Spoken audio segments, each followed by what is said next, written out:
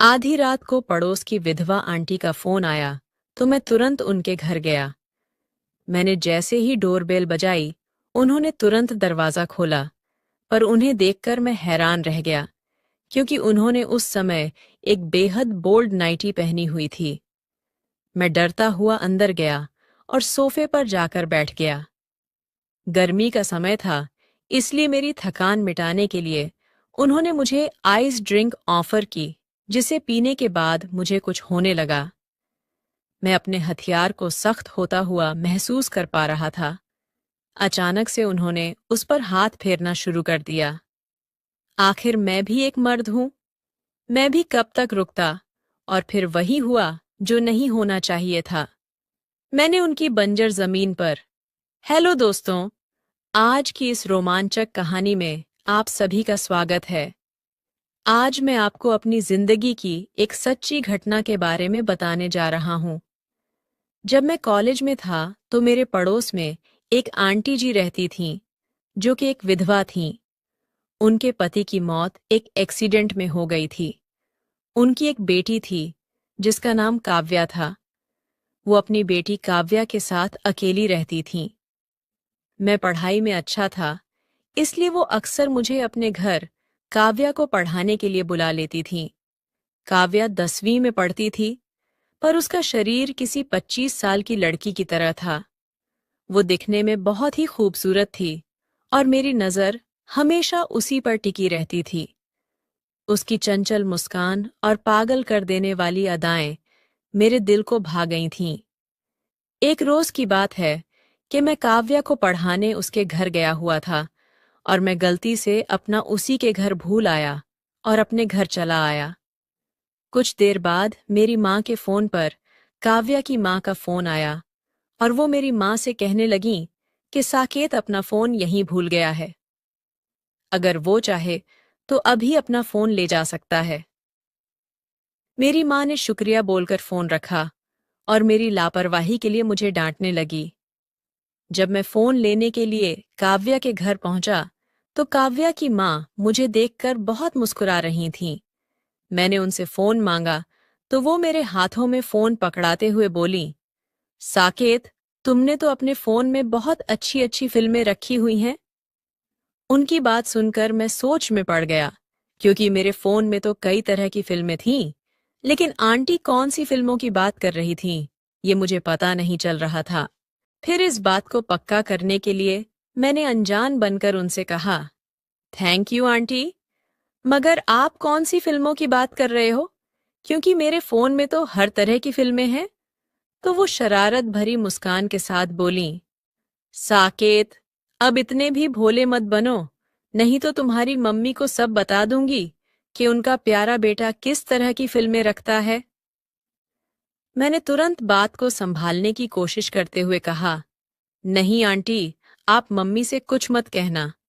मैं सब कुछ अभी के अभी डिलीट कर दूंगा, पर ये बात मेरी माँ तक नहीं जानी चाहिए।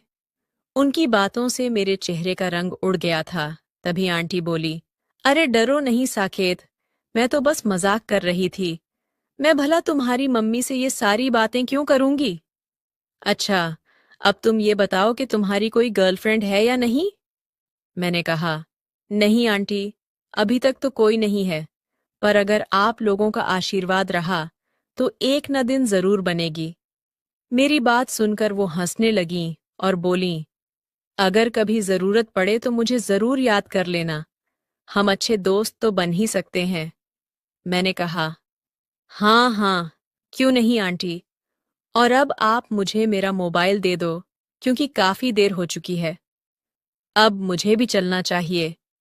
वो मेरे हाथों में फोन पकड़ाते हुए बोली, साकेत, अपने फोन में लॉक लगाकर रखा करो, वरना मेरी तरह हर किसी को पता चल जाएगा कि तुम अपने फोन में क्या रखते हो। मैंने कहा, ठीक है आंटी, और फिर मैं अपना फोन लेकर घर आ गया। रात का खाना खाने के बाद मैं सोने की कोशिश करने लगा, पर मुझे नींद नहीं आ रही थी, क्योंकि मेरे दिमाग में आंटी की बातें ही घूम रही थीं।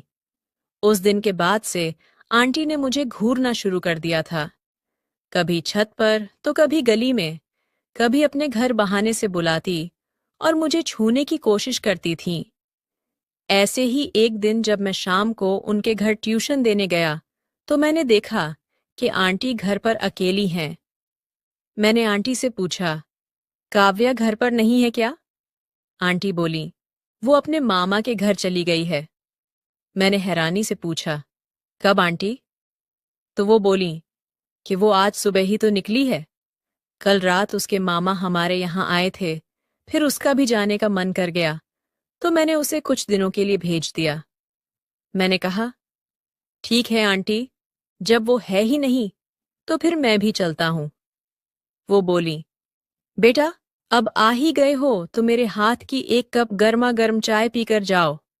मैं मना कर रहा था पर वो जबरदस्ती मुझे बिठाकर चाय बनाने चली गईं और मैं टीवी देखने लगा। आंटी घर में अकेली थी तो मैंने सोच लिया कि यहाँ ज्यादा रुकने में कोई फायदा नहीं है, क्योंकि कुछ दिनों से मुझे उनके इरादे ठीक नहीं लग रहे थे। तकरीबन 5 मिनट बाद वो चाय बनाकर ले आईं और जब उन्होंने मुझे चाय का कप पकड़ाया तो इसी बहाने मेरा हाथ भी पकड़ लिया। वो बोली, अरे साकेत, तुम्हारा हाथ तो गुलाब की पंखुड़ी की तरह मुलायम है। तुम तो मर्द हो और मैंने सुना है कि मर्दों का हाथ लोहे जैसा सख्त होता है। उनकी ऐसी बातें सुनकर मैं थोड़ा घबराने लगा। वो मुस्कुराकर मेरे बगल में बैठ गईं और बोली, साकेत, आज मुझे बाजार जाना है, क्या तुम मेरे साथ चलोगे?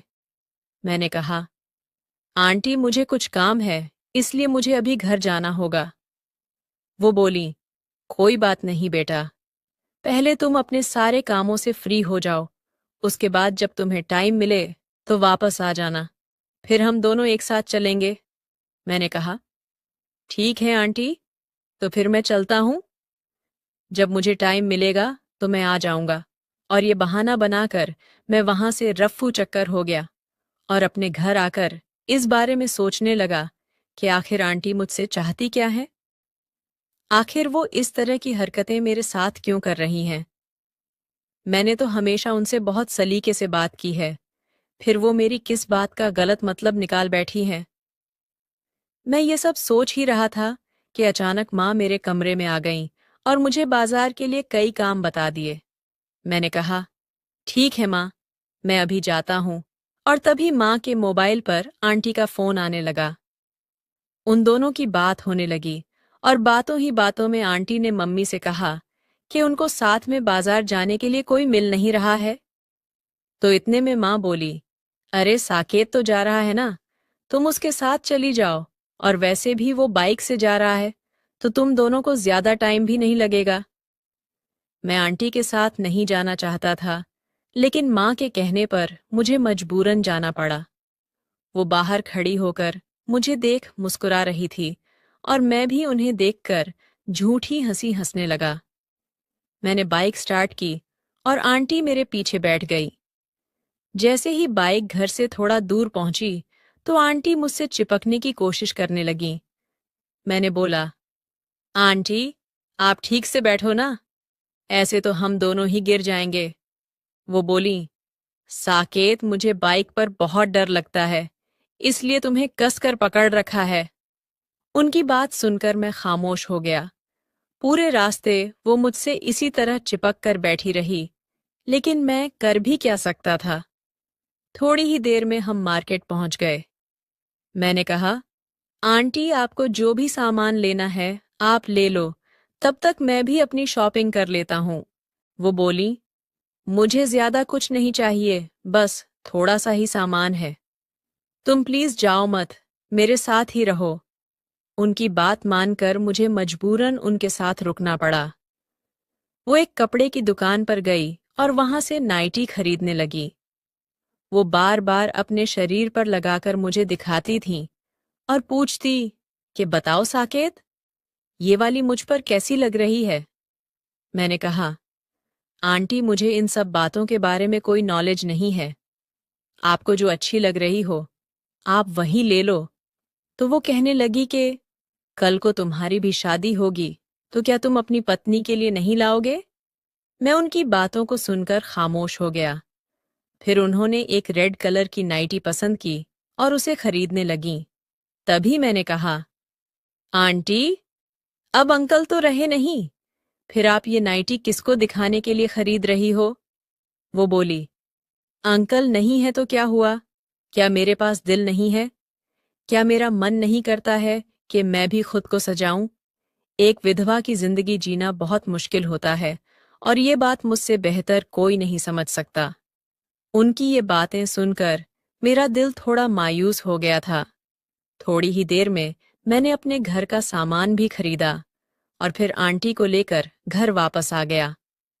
रात को मेरे फोन पर आंटी का फोन आया और वो बोली, साकेत, क्या तुम अभी मेरे घर आ सकते हो?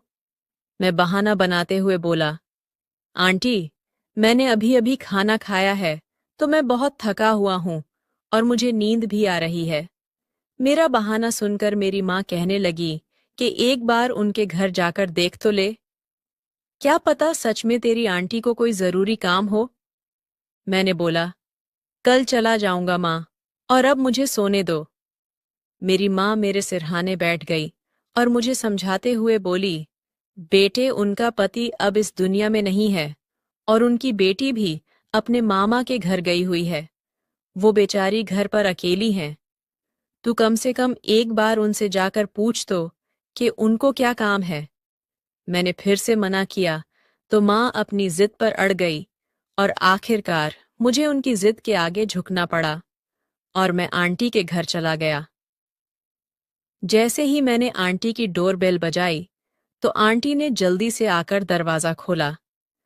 उन्हें देखकर तो मैं हक्का बक्का रह गया, क्योंकि उन्होंने वही वाली रेड नाइटी पहनी हुई थी जो वो आज बाजार से लेकर आई थीं। मुझे देखते ही वो मुझसे कहने लगीं, आओ साकेत, मैं तुम्हारा ही इंतजार कर रही थी, और ये बताओ कि तुम अपना फोन स्विच ऑफ क्यों किया था? मैंने बोला, आंटी, मेरे फोन की बैटरी डाउन हो गई थी, शायद इसीलिए ऑफ हो गया था। उन्होंने मुझसे बैठने को कहा और मैं सोफे पर बैठते हुए बोला, आंटी, आपको कोई जरूरी काम था क्या? वो बोली, हाँ साकेत, मुझे एक बहुत जरूरी काम करवाना था, पर सबसे पहले तुम ये आइस ड्रिंक पी लो, मैंने खास तुम्हारे लिए बनवाई है। उस ड्रिंक को पीते ही अचानक मुझे कुछ होने लगा। शायद उसमें किसी तरह की दवाई मिलाई गई थी। मुझे कुछ कुछ सख्त महसूस होने लगा था और अब मैं रुक नहीं पा रहा था। तभी आंटी मेरे पास आकर बैठ गई और कहने लगी कि तुम्हें तो पता ही है, साकेत के काव्या के पापा को गए कितने साल हो गए हैं और तब से इस जमीन पर किसी ने बारिश नहीं की है। क्या आज तुम ये सूखा खत्म कर पाओगे? आंटी के मुंह से ये सब सुन के बहुत अजीब लग रहा था, पर मुझे भी कुछ हो रहा था जो मैं खुद पर काबू नहीं रख पा रहा था। मैं भी एक मर्द हूं, आखिर कब तक रुकता? और फिर वही हुआ जो नहीं होना चाहिए था। मैंने शुरुआत कर दी और जब उन्होंने भी कोई विरोध नहीं किया तो बात बहुत आगे तक बढ़ गई। अब हम दोनों रोज ही मिलने लगे थे, क्योंकि मुझे भी उनके साथ समय बिताना अच्छा लगता था। कमेंट करके ज़रूर बताइएगा कि आपको ये कहानी कैसी लगी। आगे ही ऐसी रोमांचक कहानियों के लिए मेरे चैनल को सब्सक्राइब कर लें और बेल आइकन दबाना ना भूलें।